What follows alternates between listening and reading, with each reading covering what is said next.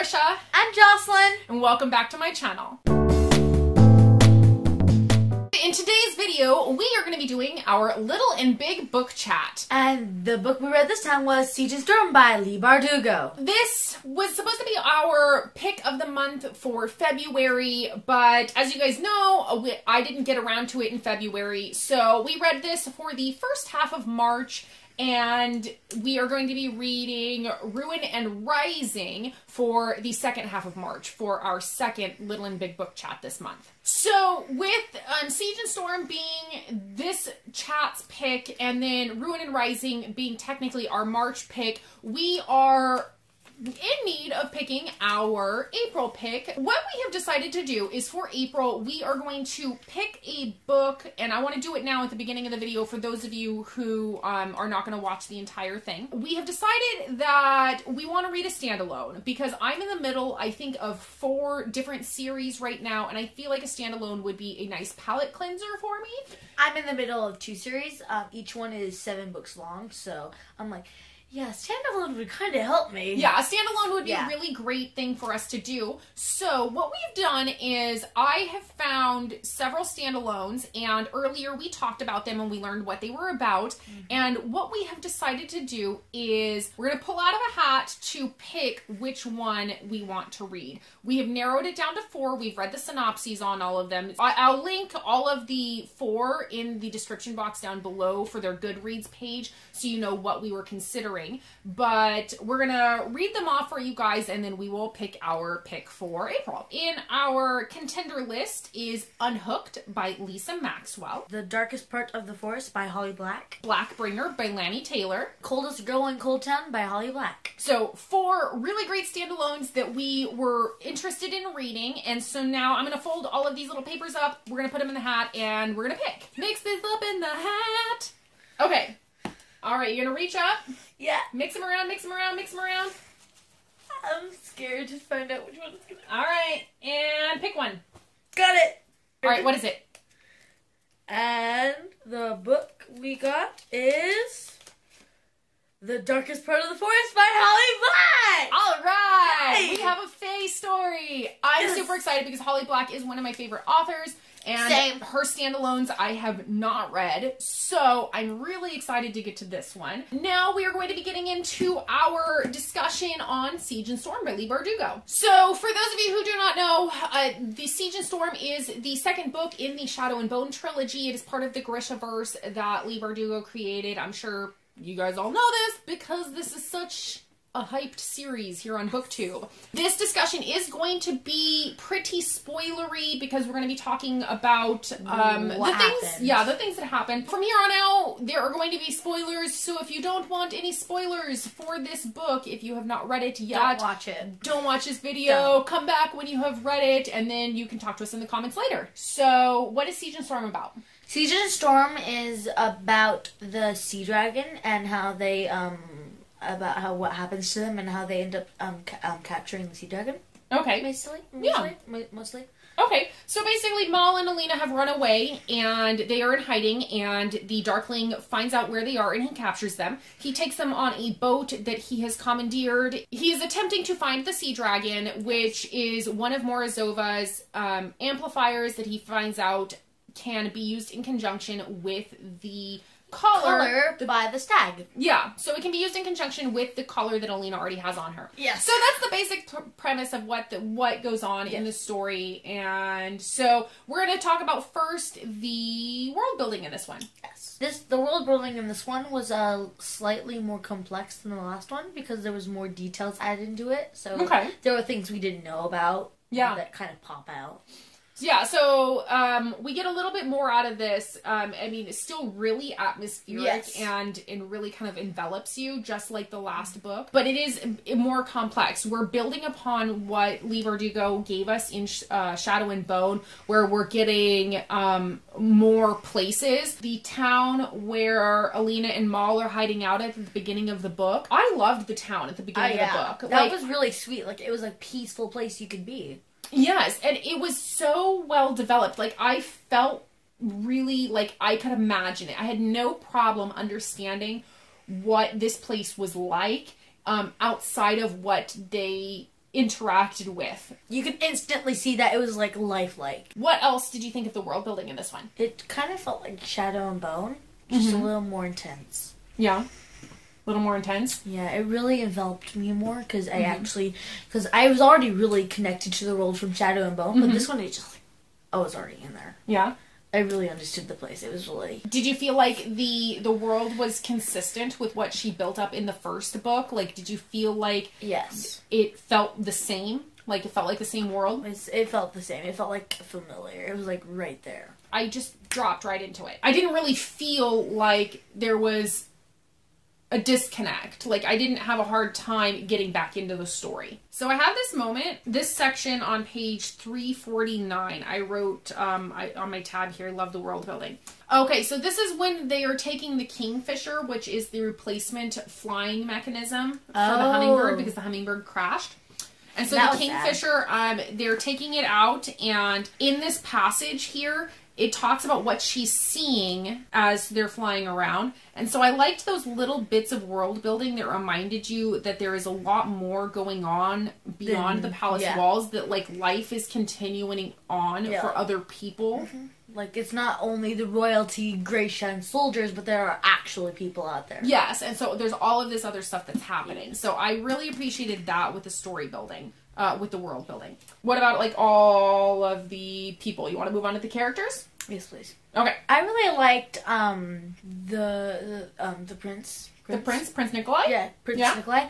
I thought not only was he a rebel because he disobeyed orders, but he was a very interesting character, the way he composed himself around them. Yeah, like, it was, like, almost as if he was, like, not trying to, like, impress, but, like, was being pleased that they were impressed. So what did you think of Tamar and Tolia? I thought Tamar was a very interesting character. I like her. You like her? Yeah, I like her. Yeah. She's strong, confident, and is not ruled by men.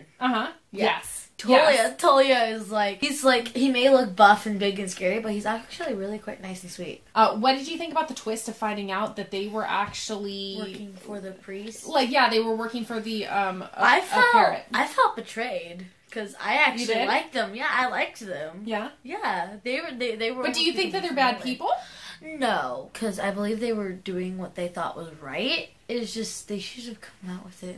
It's interesting that you say that you think that they were doing what they thought was right. They probably did. I feel like a lot of the characters in this... always think that are doing what they think is right. Yes. Isn't that super interesting? So, like, yeah. The Darkling really thinks that what he's going to do is going to make the world a better place. And Nikolai, he really thinks that by taking the crown and preventing Vasily from becoming the heir to the throne, that he's going to be doing the right thing. And Vasily, when he thinks that he's going and he's like making a treaty with this other country, that he's doing it because it's what's right. It's what's going to be best for everyone. Almost everyone in that book thinks that what they are doing is right. And it doesn't always end well, though. It doesn't always end well, because everybody has different opinions on what is right and what is wrong and what's going to be good and bad. Yes. I think it's really interesting about all of that, especially that the way that the characters are written, and this is what I really like about it, is that because they think that what they're doing is the right course of action, that they are so believable. Yeah, you can totally believe them, like...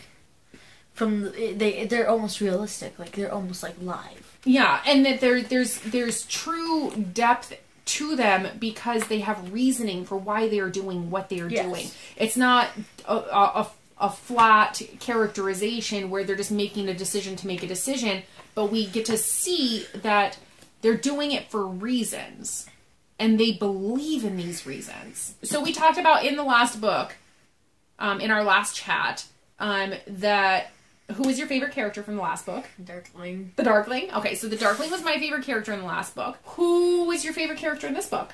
You first. No? You first? Oh, Darkling still. Really? I can't help it. Really? I liked him. You like him, even though we didn't get a whole lot of him. Yeah. I mean, like, he was there for, like, the first, like... 4 chapters. Third of the book-ish. Yeah. And then we only get to see him in little snippets when he's... But he's appearing to Alina with the weird connection that they have. I know, but I still like him. I don't know why. Okay. My favorite character in this one. Okay, so I'm torn. Oh. I'm torn. I have two favorite characters. And one is Alina. I absolutely loved Alina's character in this. I feel like she was growing so much, but at the same time, she was not necessarily in a good way because of the darkness that inside her. This weird darkness inside of her, how it was changing her. Yeah. So I feel like her growth that we got to see really made me like her a whole lot. And Nikolai. I do not like Nikolai.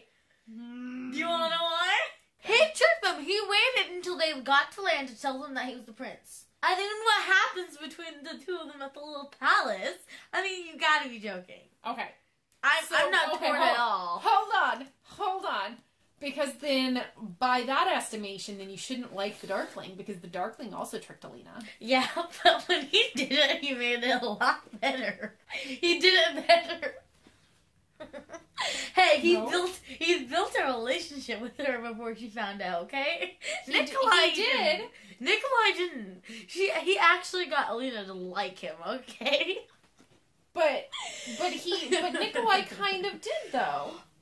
He kind of did the same thing. I mean, and yes, well, because she talks about it. She talks about how, he's just using me for his own ends, that type of thing, and she understands that, but she still admires him for the ultimate goal of what it is he wants to do. Like, she sees his reasoning and she understands it. You don't have to like him, it's fine. He can be your favorite and I won't judge you. He will be my favorite. He's your favorite. The reason he's my favorite is because I really liked that he's playing this game of politics. I think that's incredibly fascinating. That's part of the reason why I don't like him. Okay, you don't like him playing politics. Whatever. I like him playing politics. That's your opinion. Okay, that is my opinion. How did you feel about Mal in this one? I felt he was kind of distant. Like, almost as if he didn't want to be near her. Okay. Like kind of like separated, severed. Yeah, towards the end, the last third of the book, there was something. Yeah. So remember how we talked last time how I really didn't like that they ended up together at the end of the book, romantically? How did you feel about their romantic relationship throughout most of this?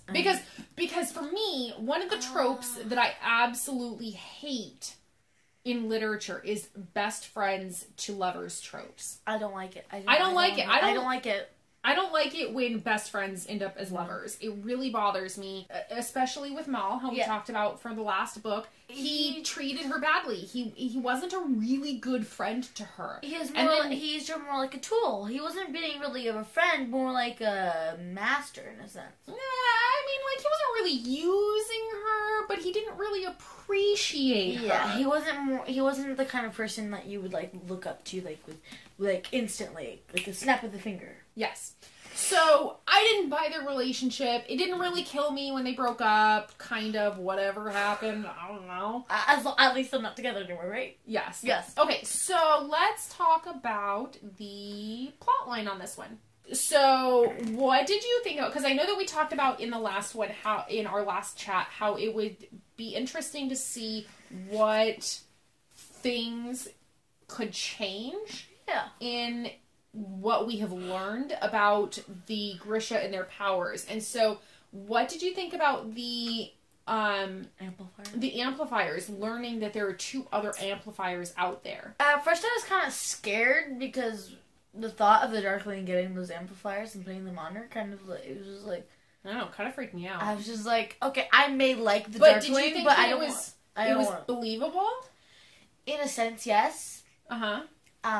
But also, and why did you think it was believable? Because we were set up with this expectation at the beginning in book 1 where a Grisha can only have 1 amplifier. Yes. And that's all that they can have, and once they have it, then no one else can use that amplifier. It wasn't really believable in a sense because in the beginning we were told 1 amplifier per Grisha.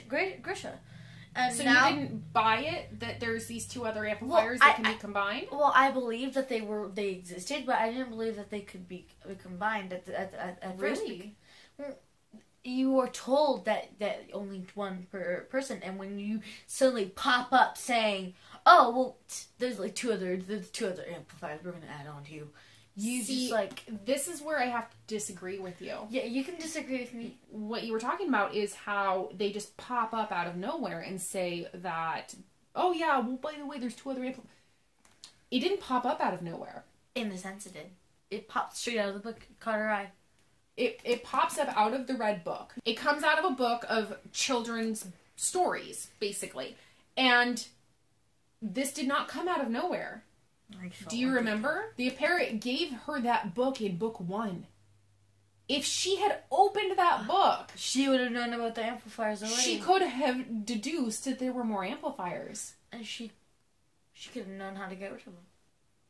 No, she could have not. She could have. But I mean, like, who knows what she could have known and could have done in book 1, because that's not how the story was written. But the fact that these amplifiers can be combined, this is so neat. Is that it was planted in book 1 that there was something there. So it's not like it just came out of nowhere. Like, he gave her that book. Yes. In Shadow and Bone. Yes. So it doesn't come out of nowhere, which is really fascinating. But I felt like it did. To me, it was just like, but why? But I liked that little nod that we were, like, given this information of, like, but it didn't come out of nowhere. And it's so interesting because she's so new to the Grisha world. Yes. Like, and their society and their history. Really, what we are being told through Alina, we can't really trust because she didn't have a huge working knowledge of it from her childhood. She's learning this for the first time the way that we're learning this for the first time, and just because she's told something doesn't mean it's true. But in the end, what I thought was kind of funny was when she really looks at the Firebird picture, you know, that it looks just like a pair of pillars from her old home. Oh my gosh, can we talk about that? Yes, please! Yeah, how cool is that? Yeah, because basically she just found out it was living right next door to me. Because, like... or that's the place to start from. Yes. So I wonder what that has to do. It's like a lead. It's like, oh my god, it's right there. Yeah. Does it make you wonder what the possibility is that there might be something in book 3 that leads that she was destined for this or something like that? Yeah, that would I would just like... But that would be very interesting because... When she suddenly realizes that it looks so familiar to her old orphan home that you were just like, light bulb on your head. Light bulb on the head. Ooh. Yeah. Okay. So, but overall, how did you like the story on this? Did you feel like it was like a strong, did you like it all the way through? Or Prince Nikolai, that was that's my least favorite part, the time they spent with Nikolai. Okay. Except for when they get the sea dragon. Okay. Now that was interesting, because... Yes. I loved the way that these action sequences were built.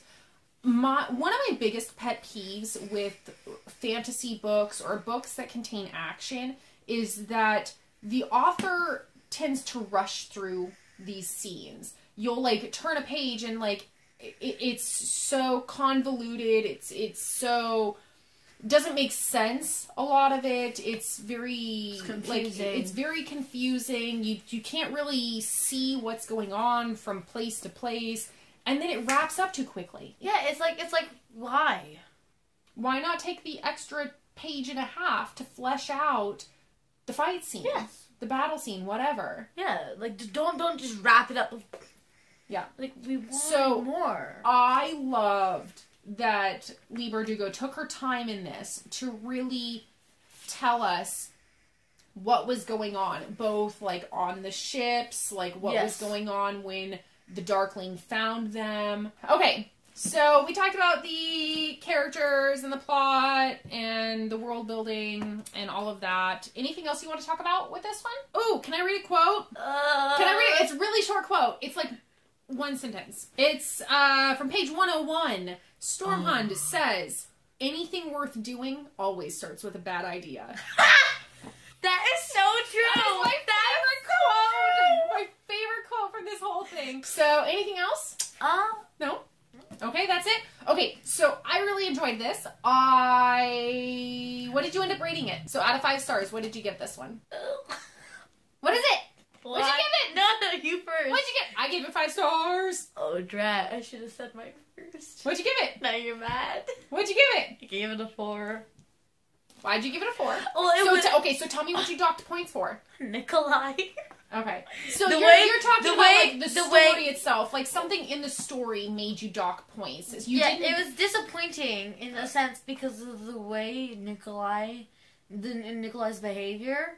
Okay, so just to clarify, you docked it because of what happened in the story. Like there were things written into the story that you didn't like. Yes. Whereas the story itself was okay, the writing was good, the world building was good, the character building was good. All of that was good, but you didn't like what happened in the story for certain parts? Yes. Okay.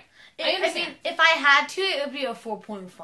A 4.5? Yeah, okay. I'm only going to dock like 0.5 points. Okay, but, so 4.5 out of 5. Yes, a 4.5 out of 5. Okay, just because it didn't happen exactly the way. No, it's fine. It's not. It's your rating. It's whatever you want to give it. It's not that it happened the way I wanted it to. It just I wasn't necessarily happy with the way it happened. Okay. I mean, I was okay with it in a sense, but when it happened, I was just like, no, you don't do that. Okay, no. I gotcha.